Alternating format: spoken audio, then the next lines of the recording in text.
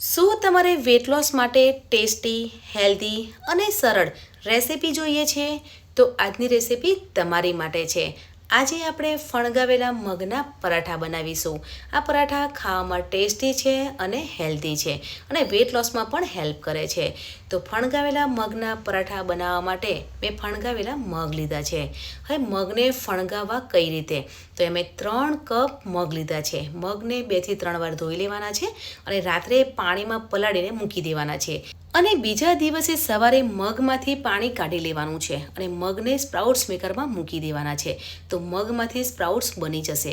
પણ જો તમારી પાસે આ રીતનું સ્પ્રાઉટ્સ મેકર નથી તો શું કરવાનું છે કે એક ક્લીન રૂમાલ લેવાનું છે અને રૂમાલમાં મગ બાંધી અને મૂકી દેવાના છે. તો બીજા દિવસે મગના સ્પ્રાઉટ્સ બની જશે. એ મગના સ્પ્રાઉટ્સ બની ગયા છે તો મગને મિક્સર જારમાં લઈ લેવાના છે. કેમ કે આજે આપણે ફણગાવેલા મગના પરાઠા બનાવીએ છીએ એટલે મગને મિક્સર જારમાં ઉમેરી અને ક્રશ કરી લઈશું. હવે મગને ક્રશ કરતા હોય ને ત્યારે પાણી કે છાશ કે દહીં નથી ઉમેરવાનું. એકલા મગને જ ક્રશ કરવાના છે અને એકદમ ફાઇન ક્રશ બી નથી કરવાના. થોડા અધકચરા ક્રશ કરીશું ને તો પરાઠામાં એક ક્રન્ચી ટેસ્ટ આવશે અને ફ્લેવર પણ સરસ આવશે. એટલે આ રીતે ક્રશ કરવાનું છે. તો ક્રશ કરેલા ફણગાવેલા મગને બાઉલમાં લઈ લઈશું. હવે આજે આપણે ટેસ્ટી, હેલ્ધી વેટ લોસ માટે પરાઠા બનાવીએ છીએ ત્યારે સ્પેશિયલ મસાલો બનાવીશું. મસાલામાં 1 ચમચી સૂકા ધાણા ઉમેરીશું, 1 ચમચી વરિયાળી ઉમેરીશું, અડધી ચમચી અજમો અને અડધી ચમચી જીરું ઉમેરી અને શેકી લેવાનું છે. વધારે નથી શેકવાનું. થોડોક એવો કલર ચેન્જ થઈ જાય અને સુગંધ આવે ત્યાં સુધી શેકી લઈશું. હવે 3 સૂકા લાલ મરચાં ઉમેરી અને મરચાંને પણ શેકી લેવાના છે. આજે આપણે વેટ લોસ માટે પરાઠા બનાવીએ છીએ ને ત્યારે આપણે આઈતો મસાલો બનાવીશું ને તો પરાઠા ટેસ્ટી લાગશે. એ મસાલા શેકાઈ ગયા છે તો મસાલાને મિક્સર જારમાં લઈ લઈશું, દરદરા પીસી લઈશું. હવે મસાલાને ફણગાવેલા મગમાં ઉમેરી લઈશું. હવે 2 ચમચી ક્રશ કરેલું આદુ, મરચું અને લસણ ઉમેરીશું. અડધી ચમચી હળદર ઉમેરવાની છે, 1 ચમચી લાલ મરચું ઉમેરીશું, અડધી ચમચી ધાણા જીરું ઉમેરીશું, ચપટી હિંગ ઉમેરવાની છે, સ્વાદ પ્રમાણે મીઠું ઉમેરવાનું છે.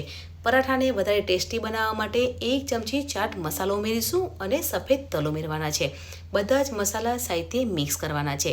કેમ કે આપણે ફણગાવેલા મગ ક્રશ કર્યા છે તેમાં જ મસાલા કર્યા છે એટલે મસાલાને સાથે મિક્સ કરી લઈશું. હવે મોણ માટે 2 ચમચી તેલ ઉમેરવાનું છે. તેલ વધારે હશે તો પરાઠા ક્રિસ્પી બનશે. તો તેલ ઉમેરી અને સાથે મિક્સ કરીશું. હવે તમારે પરાઠા બનાવવા હોય તો આ સ્ટફિંગ પરાઠામાં ઉમેરી અને પરાઠા બનાવવા હોય તો પણ બનાવી શકો છો. અને આ સ્ટફિંગમાં લોટ ઉમેરી અને પછી પરાઠા બનાવવા હોય ને તો પણ તમે બનાવી શકો છો. અહીં આપણે 2 વાડકી ઘઉંનો ઝીણો લોટ ઉમેરવાનો છે. જે આપણે રોટલી બનાવીએ છીએ તે જ લોટ ઉમેરવાનો છે. આપણે સ્ટફિંગમાં લોટ ઉમેરી લોટ બાંધી અને તેના જ પરાઠા બનાવી લઈશું. અને તમારે આલુ પરાઠા બનાવીએ છીએ તે રીતે પરાઠા બનાવવા હોય ને તો પણ તમે બનાવી શકો છો. હવે પરાઠાનો લોટ બાંધી લેવાનો છે. હવે આપણે લોટ બાંધતા હોઈશું ને ત્યારે પાણી ઉમેરવાની જરૂર નહીં પડે. કેમ કે ફણગાવેલા મગ ક્રશ કર્યા છે અને તેનાથી જ લોટ બંધાઈ જશે. પણ જો તમને જરૂર લાગે તો થોડું પાણી ઉમેરી અને લોટ બાંધી લેવાનો છે. અહીંયા લોટ થોડો કઠણ છે એટલે પાણી ઉમેરી અને લોટ બાંધી લઈશું. એ પરાઠાનો લોટ મેં બાંધી લીધો છે. તો તેલ ઉમેરી અને લોટને મસળી લેવાનો છે અને 15 મિનિટ મૂકી દઈશું. પછી આપણે પરાઠા બનાવીશું.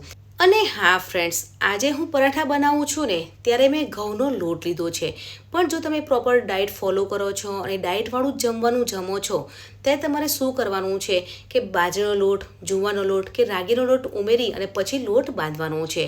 એટલે લોટ બાંધતી વખતે ઘઉંનો લોટ નથી ઉમેરવાનો. બાજરી, જુવાર કે રાગીનો લોટ ઉમેરી અને પછી પરાઠા બનાવવાના છે. તે પરાઠા પણ ટેસ્ટી લાગે છે. તો હવે આપણે પરાઠા બનાવીશું. પરાઠા બનાવવા માટે આદરી ઉપર લોટ સ્પ્રિંકલ કરવાનો છે અને ગોળ પરાઠા બનાવી લઈશું.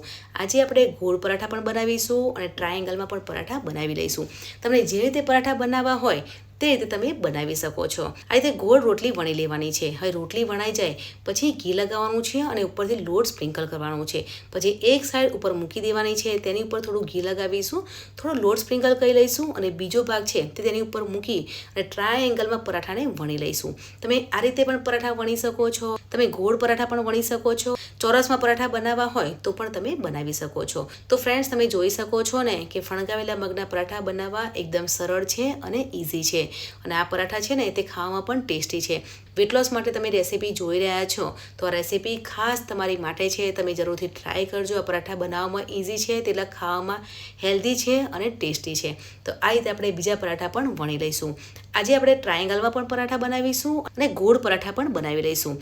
તો આ રીતે આપણે એકદમ પતલી રોટલી વણી લેવાની છે. રોટલી વણાઈ જાય પછી થોડું ઘી લગાવવાનું છે, ઉપરથી લોટ સ્પ્રિંકલ કરવાનું છે, એક ભાગ ઉપર મૂકી દેવાનું છે, સાઈડ પર ઘી લગાવવાનું છે, લોટ સ્પ્રિંકલ કરી લઈશું અને બીજો ભાગ મૂકી લઈશું અને તેને પ્રેસ કરવાનું છે. આદરી ઉપર થોડો લોટ ઉમેરી ટ્રાયેંગલમાં પરાઠાને વણી લેવાનું છે. તમે આ રીતે પણ પરાઠા બનાવી શકો છો. આ પરાઠા ખાવામાં ટેસ્ટી છે અને હેલ્ધી છે અને બનાવવામાં પણ સરળ છે. તમે સવારે નાસ્તામાં પણ આ પરાઠા બનાવી અને સર્વ કરી શકો છો. બાળકોને લંચ બોક્સમાં પણ આપી શકો છો. બાળકો માટે પણ આ હેલ્ધી છે. ત્યાં ટ્રાયેંગલમાં પરાઠા વણીતા છે. તો બધા જ પરાઠાને શેકી લઈશું. હવે પરાઠા શેકતા હોય ત્યારે આયર્નની પેન લેવાની છે. હવે પેન પર થોડું ઘી લગાવવાનું છે અને એક બાજુથી પરાઠા શેકાઈ જાય પછી પરાઠાને ફેરવી લેવાનું છે અને બંને બાજુથી શેકાઈ જાય પછી ઘી લગાવવાનું છે. તમે તેલ પણ લગાવી શકો છો, બટર પણ લગાવી શકો છો અને બંને બાજુથી ક્રિસ્પી થાય ત્યાં સુધી પરાઠાને શેકી લઈશું. આજે હું બે રીતે પરાઠા બનાવું છું. એક ટ્રાયેંગલમાં પરાઠા બનાવું છું અને એક ગોળ પરાઠા બનાવું છું. અને આજે મેં પરાઠા બનાવ્યા છે ને તેની જગ્યાએ તમારે સ્ટફિંગવાળા પરાઠા બનાવવા હોય તો પણ બનાવી શકો છો. તે પરાઠા પણ સરસ લાગે છે. તો પરાઠા બંને બાજુથી ક્રિસ્પી થાય ત્યાં સુધી શેકી લેવાના છે. તો અહીંયા પરાઠા શેકાઈ ગયા છે તે બીજા પરાઠા પણ શેકી લઈશું. ફ્રેન્ડ્સ, આજે આપણે ફણગાવેલા મગના પરાઠા બનાવ્યા છે. આ પરાઠા ખાવામાં ટેસ્ટી તો છે, સાથે હેલ્ધી છે અને બનાવવામાં સરળ છે. ફ્રેન્ડ્સ, આપણે સવારે નાસ્તામાં ભાખરી, થેપલા કે તીખી ભાખરી બનાવતા હોઈએ છીએ, પણ વેટ લોસ જર્નીમાં હોઈએ છીએ ત્યારે તમે પણ આ રીતે ફણગાવેલા મગના પરાઠા બનાવી અને સર્વ કરી શકો છો. બહુ ટેસ્ટી છે અને હેલ્ધી છે. તો ગરમા ગરમ પરાઠાને સર્વ કરીશું. તેની સાથે મેં મસાલા દહીં સર્વ કર્યું છે. તમે ચટણી સાથે પણ સર્વ કરી શકો છો.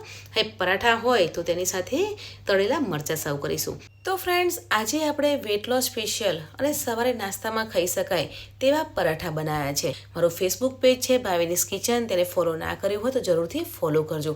મળીએ છીએ નવી રેસીપી સાથે. ત્યાં સુધી બાય બાય.